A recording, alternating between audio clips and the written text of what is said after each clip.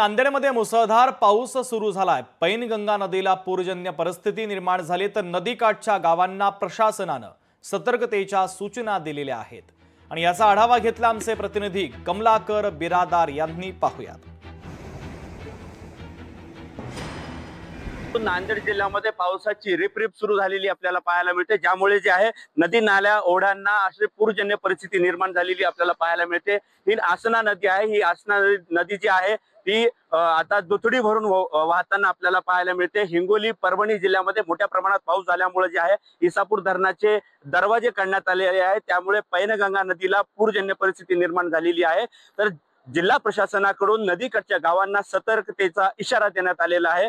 यासह नांदेड जिल्ह्याचे आपत्ती व्यवस्थापन असेल किंवा जीवरक्षक दल असेल हे सर्वजण सज्ज झाल्याचं या ठिकाणी सांगण्यात आलेलं आहे। मात्र नदीकाठच्या गावांनी सतर्क राहावं, नदीकाठी कुणीही जाऊ नये असा इशारा प्रशासनातर्फे देण्यात आलेला आहे। कमलाकर बिरादार, लोकशाही मराठी, नांदेड।